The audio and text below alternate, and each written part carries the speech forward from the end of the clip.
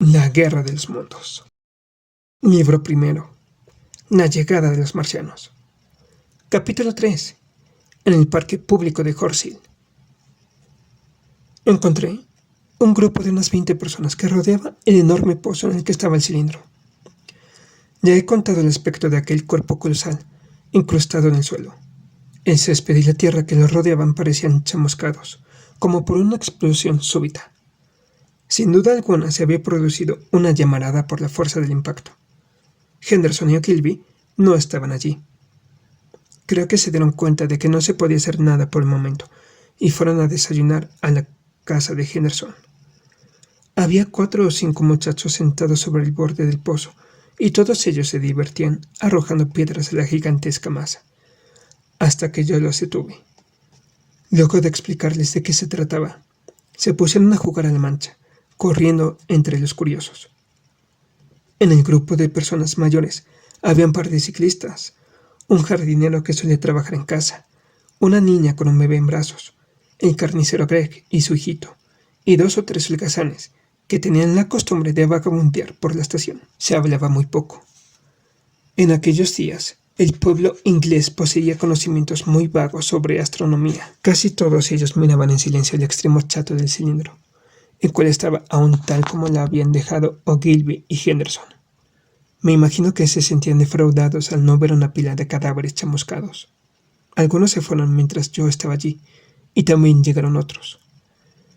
Entré en el pozo y me pareció oír unos suaves movimientos bajo mis pies. Era evidente que la tapa había dejado de rotar. Solo entonces, cuando me acerqué tanto al objeto, me di cuenta de lo extraño que era. A primera vista, no resultaba más interesante que un carro caído o un árbol derribado a través del camino. Ni siquiera eso. Más que nada parecía un tambor de gas oxidado y semienterrado. Era necesario tener un poco de conocimientos científicos para percibir que las escamas grises que cubrían la cosa no eran de óxido común y que el metal amarillo blancuzco que relucía en la abertura de la tapa tenía un matiz poco familiar. El término extraterrestre no tenía significado alguno para la mayoría de los mirones. Para ese entonces me quedaba muy claro que la cosa había llegado desde el planeta Marte, pero creí improbable que contuviera seres vivos. Pensé que la tapa debía de desenroscarse automáticamente. A pesar de las afirmaciones de Ogilvy, yo era partidario de la teoría de que había habitantes en Marte. Comencé a pensar en la posibilidad de que el cilindro contuviera algún manuscrito, y enseguida imaginé lo difícil que resultaría su traducción, para preguntarme luego si no habría dentro monedas y objetos o cosas por el estilo.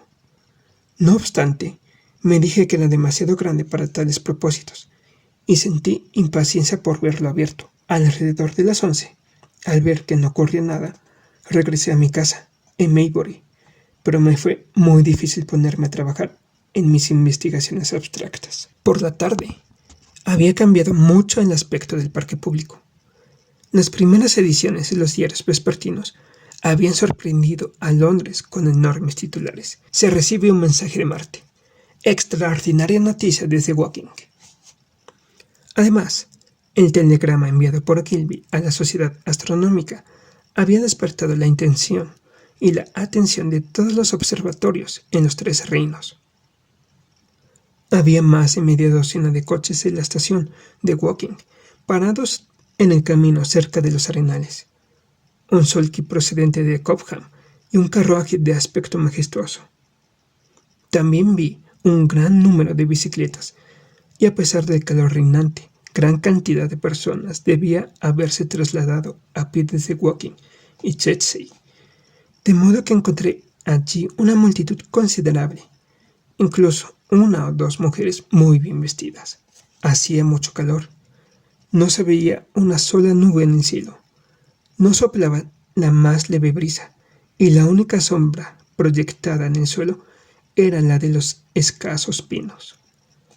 Se había extinguido el fuego en los matorrales, pero el terreno llano que se extendía hacia Orchow estaba ennegrecido en todo lo que alcanzaba a divisar la vista, y del mismo todavía se elevaba el humo en pequeñas volutas.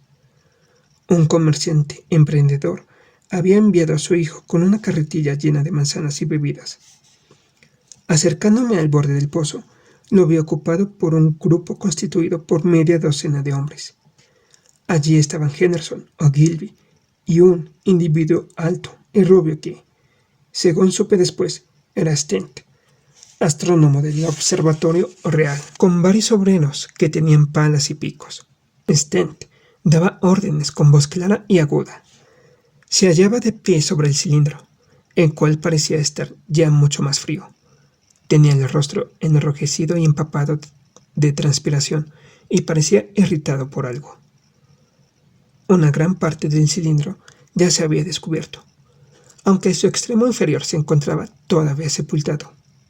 En cuanto Ogilvy me vio entre los curiosos, me invitó a bajar y me preguntó si tendría inconveniente en ir a ver a Lord Hilton, el señor del castillo.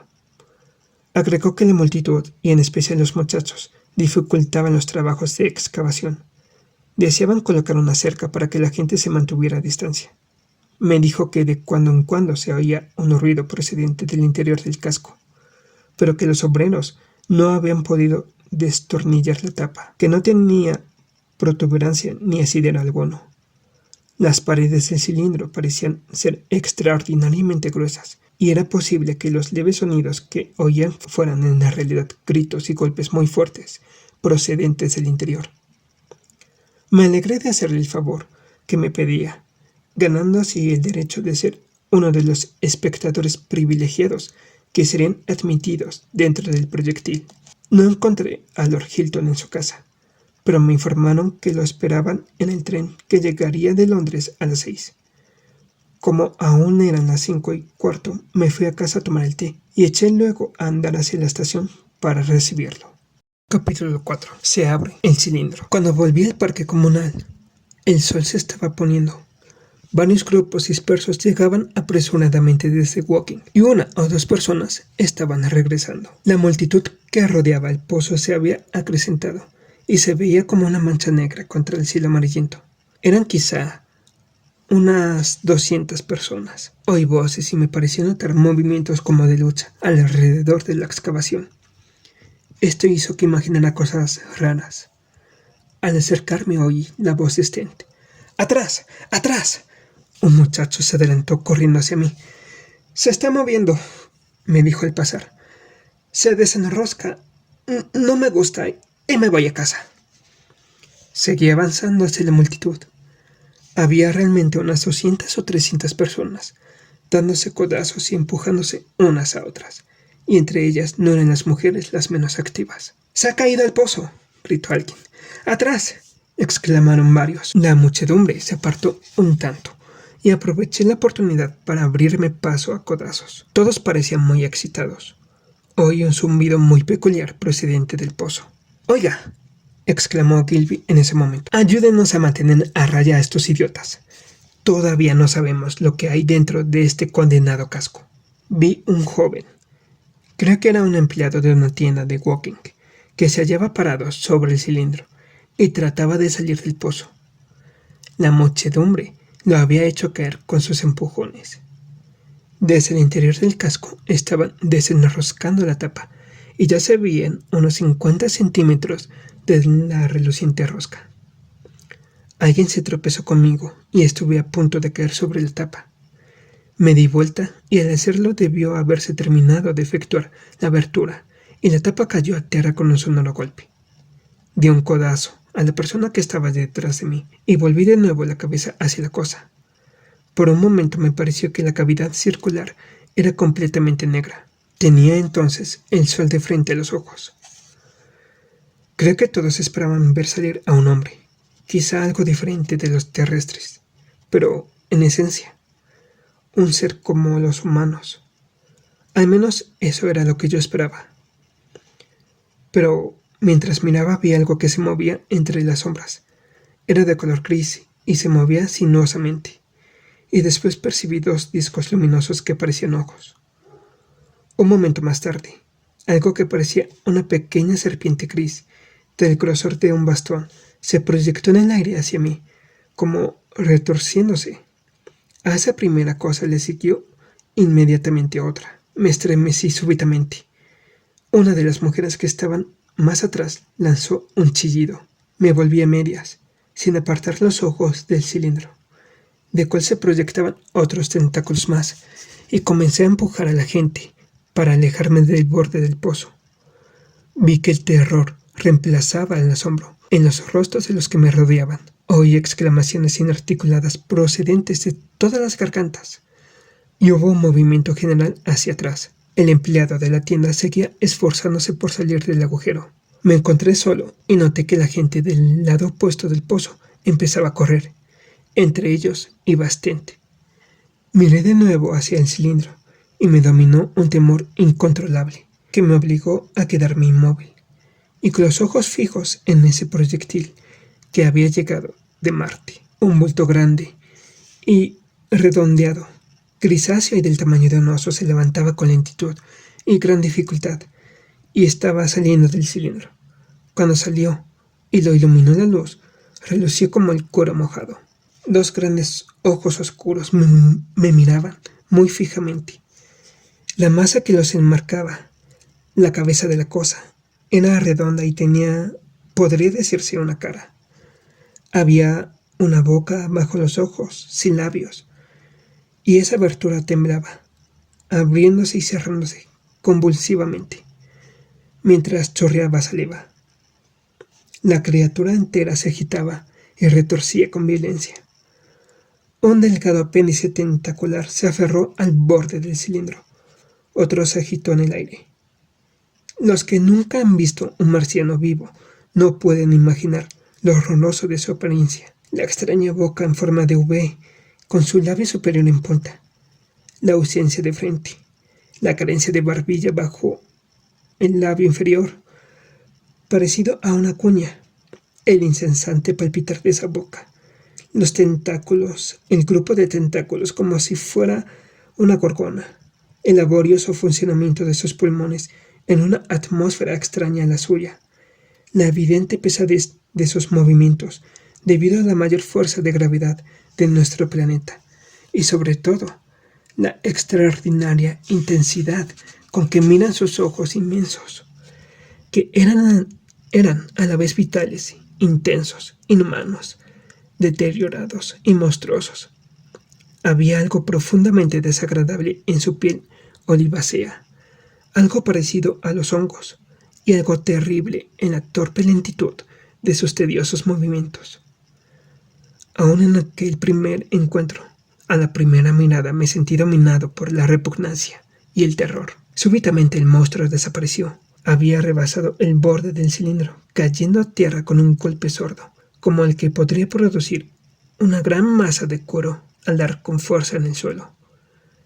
Lo oí lanzar un peculiar grito ronco, y de inmediato apareció otra de las criaturas en la sombra profunda de la boca del cilindro. Me di vuelta y empecé a correr como un loco hacia el primer grupo de árboles que se hallaba a unos 100 metros de distancia. Pero corría a tropezones y medio de costado, porque me resultaba imposible dejar de mirar a esas criaturas. Una vez entre los pinos y matorrales me detuve, jadeante, y esperé el desarrollo de los acontecimientos. El parque comunal alrededor de los arenales estaba salpicado de gente que, como yo, miraba con terror y fascinación a esas criaturas. O mejor dicho, al montón de tierra levantado al borde del pozo en el cual se hallaban.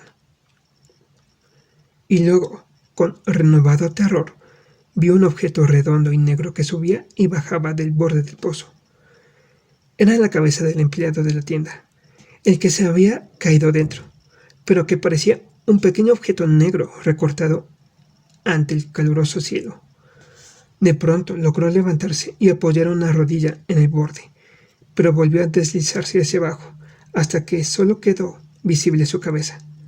Súbitamente desapareció y me pareció oír un grito lejano. Tuve el impulso momentáneo de correr a ayudarlo, pero el pánico fue más fuerte que mi voluntad. Luego no se vio nada más que los montones de arena proyectados hacia afuera por la caída del cilindro. Cualquiera que llegara desde Cobham o Woking se habría asombrado ante el espectáculo.